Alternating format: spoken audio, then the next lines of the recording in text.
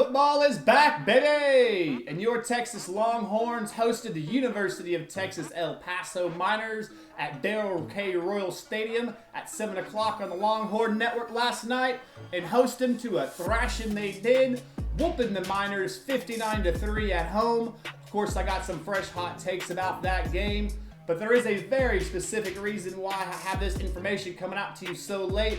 I haven't had a video in 3-4 days. No highlights, no commentary, nothing. Of course, you know there's a reason why. The Eyes on Texas studios were raided, under siege this weekend. I'll tell you all about that. Plus, I have my new favorite college football number after the intro. Ready, we ready.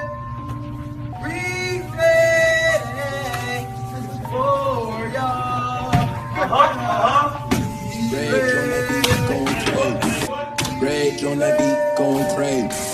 Rage on that beat, gon' crazy.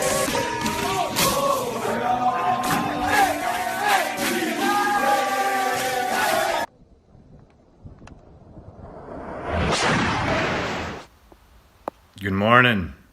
Just want to let everybody know what happened last night. Complete destruction.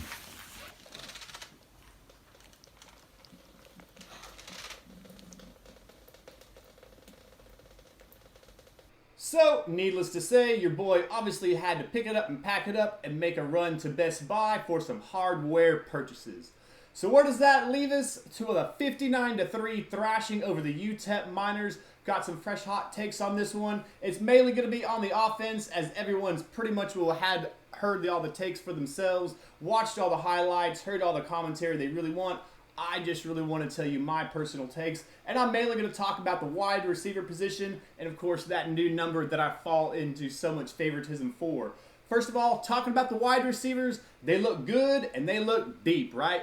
7 different wide receivers caught balls, which is an amazing accomplishment coming from the General Sam Ehlinger, as many of them are new receivers, so we didn't have 1 or 2 favorites. So the fact that he spread the ball out all night long was a very good accomplishment.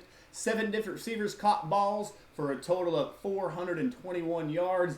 And with those 421 yards, you got to score. You got to get in the red zone. You got to create points. You do not want to kick field goals. So Sam and the boys, well, Casey Thompson did throw 1, had 6 total touchdowns on the evening, spreading them all out for all those wide receivers. Plus, we had 1 caught by the tight end, Cade Brewer, looking excellent as well. So Jordan Whittington, he went down again. He went down in the first half. He went down with a knee injury. Got it already cleaned and scoped out. I believe the report is that he is just expected just to miss 2 to 3 weeks.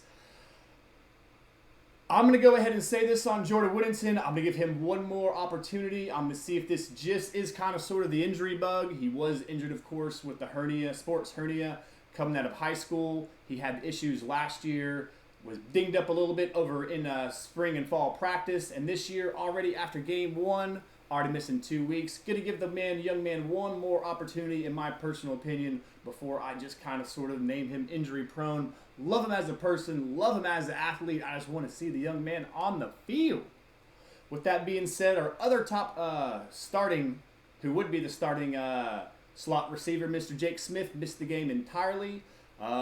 He missed the game due to a hamstring injury that he suffered Tuesday of the week prior, so he wasn't even expected to mix the game at all. Really wasn't that big a deal, as this was the University of Texas at El Paso. He is expected to make a full return and a full recovery for whenever we open up the Big 12 conference schedule on the 26th of September against the Texas Tech Red Raiders.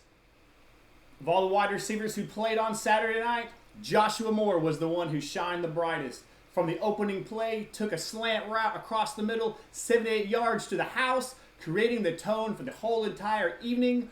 Joshua Moore ended up on the night going for 127 yards on 6 grabs for 1 touchdown on that opening play, setting the tone for the wide receivers and setting the tone for the whole entire game as the Texas Longhorns smashed them 59-3 over the UTEP Miners. Joshua Moore being the brightest star. The one that's going to be wasn't shining the most was going to be Brennan Eagles. He was outperformed on the second team as he was been outperformed on the second team throughout camp, right? He did make that one spectacular grab for you would go for 35 yards. That was going to be his only one on performance of the evening. So Joshua Moore was going to be the standout. Looking for more personally from Mr. Brennan Eagles coming off a 2019 campaign, which he did look very well and very promising as a receiver for the Texas Longhorns. But pretty personally, I'm going to take my transfer wide receivers, talking about Brennan Schuler, looking awesome in the fantastic on that 40-yard touchdown scamper on that stiff arm. And to me, Brennan, I was surprised by his size. He's listed at 6'2", 195 pounds, but he looks massive, big, thick, strong lower body. Look strong, stiff arm in the man, the defender completely out of the way as he just rambled it on in for the rest of the house, the rest of that 40 yards. We had number 0, Tariq Black, looked long and smooth the whole entire night. He looked really good coming across to the inside and on the outside as well. Looking smooth for Tariq, but one thing that he can look to improve upon is going to be his blocking, going to be for on the run game as well as for whenever other receivers do have the ball in for the hands. But Mr. Tariq Black looking good. Me personally, I say Tariq Black possibly ended up being a second or third round pick depending on his play in the 2020 season. I mean, look, he's listed at over 200 pounds. He's listed at like right around 215 pounds. Outside receiver, 6'3", is a Mr. Go Get It, has had some struggles, and has had some issues, but with a good season with Sam, hooking up with Mr. QB1 Ellinger, I think a possibility for a second or third round grade is what he's going to end up with after the season is ended up. And with that Tariq Black, with that number 0 just looks magical. It looks clean. Whenever I first heard about players getting the number 0, I didn't know much to think about it. The only thing that I really know is Russell Westbrook wearing number 0 in basketball, and to me, it doesn't really look all that great. It looks kind of sort of thin in basketball, but not in football. At least not on Tariq Black and DeMarvion Overshawn. That number 0 looks clean and it looks magical. And it just for everyone's information, it is my new favorite number. I just want to know what everybody else's take is on the new number 0.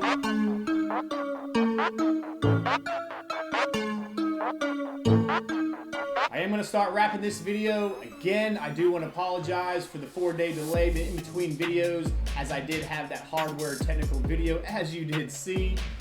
Those of you who made it this far in the video and have yet to subscribe to the channel, what are you waiting for? I do produce content about college football and our Texas Longhorns pretty much every single day of the week, from commentary, highlights, and I do even make a few video live streams as well. For those of us all who know, keep your head on a swivel and your eyes on Texas. Hook 'em up, guys. Ready, we ready, we ready for y'all. Rage on that beat, gon' crazy. Rage on that beat, gon' crazy. Rage on that beat, gon' crazy.